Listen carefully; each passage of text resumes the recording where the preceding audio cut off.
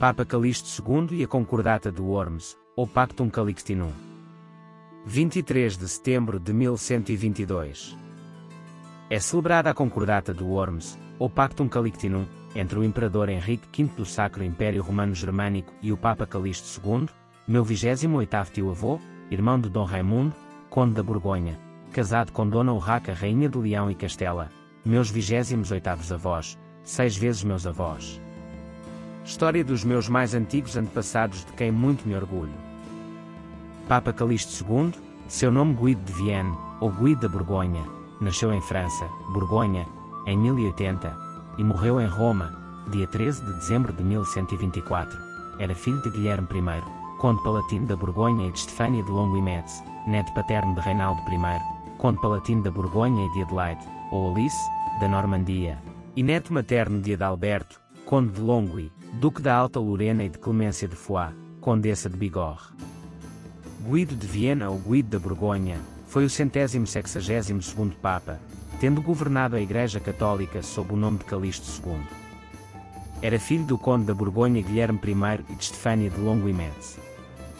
Foi feito arcebispo de Viena em 1088, antes de ter sido eleito Papa a 1 de fevereiro de 1119, no conclave reunido em Cluny.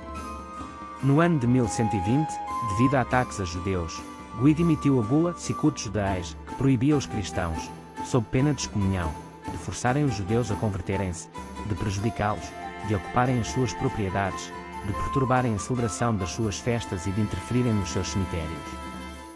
Resolveu a questão das investiduras por meio da Concordata de Worms, 23 de setembro de 1222, e convocou o primeiro concílio de Latrão, a 18 de março de 1123, que aprovou vários decretos disciplinares, como aqueles contra a simonia e o concubinato entre o clero e os violadores da trégua de Deus.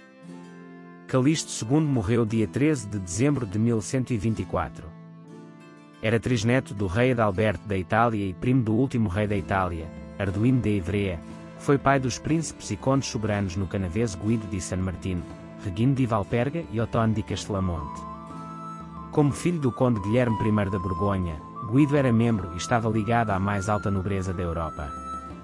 Nascido o quarto filho do conde Guilherme I da Borgonha, um dos nobres mais ricos da Europa, Guido era membro da mais alta aristocracia da Europa. A sua família fazia parte de uma rede de alianças nobres. Era primo de Arduino de Ivrea, rei da Itália. Uma irmã, Gisela da Borgonha, era casada com Humberto II, conde de Saboia e Moriana, meus 29º avós, 6 vezes meus avós, e depois com Renia I de Montferrato, outra irmã, Sibila da Borgonha, era esposa de Eudo I Borel, duque da Borgonha, meus 30º avós, 4 vezes meus avós. Outra irmã, Clementia, casou com o conde Roberto II de Flandres. O seu irmão Dom Raimundo, conde da Borgonha, conde de Amos e conde da Galiza, casado com Dona Urraca Rainha de Leão e Castela, e pais do futuro rei Afonso VII de Leão e Castela, meu 27º avô, 6 vezes meu avô. O seu irmão Hugo da Borgonha era arcebispo de Besançon. A Concordata de Worms, ou Pactum Calixtinum. Tendo estabelecido o seu poder na Itália, o Papa Calixto II resolveu reabrir as negociações com Henrique V sobre a questão da investidura. Henrique V estava ansioso para pôr fim à controvérsia que tinha reduzido a autoridade imperial na Germânia. Uma embaixada de 3 cardeais foi enviada por Calixto II à Germânia, e as negociações para um acordo permanente da luta de investidura foram iniciadas em outubro de 1121 em Würzburg, onde foi acordado que uma trégua geral deveria ser proclamada na Germânia, que a Igreja deveria ter livre uso dos seus bens e que as terras dos rebeldes fossem restauradas. Esses decretos foram comunicados a Calixto II, que despachou o legado Lamberto para assistir ao sínodo convocado em Worms, onde, a 23 de setembro de 1122, foi concluído o acordo conhecido como Concordata de Worms. Por seu lado, o imperador abandonou a sua pretensão de investidura com anel e báculo, e concedeu liberdade de eleição às sedes episcopais. Do lado papal, foi concedido que os bispos deveriam receber a investidura com o cetro, que as eleições episcopais deveriam ser realizadas na presença do imperador ou dos seus representantes, que em caso de eleições disputadas o imperador deveria, após a decisão dos bispos metropolitanos e sufragâneos confirmarem o candidato legitimamente eleito e, por último, que a investidura imperial dos bens temporais ligados às SES fosse realizada na Germânia antes da consagração.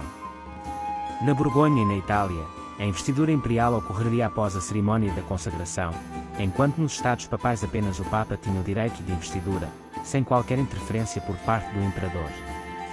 Como resultado dessa concordata, o Imperador ainda mantinha nas suas mãos a influência controladora na eleição dos bispos na Alemanha, embora tivesse abandonado muito em relação às eleições episcopais na Itália e na Borgonha. Primeiro Concílio de Latrão.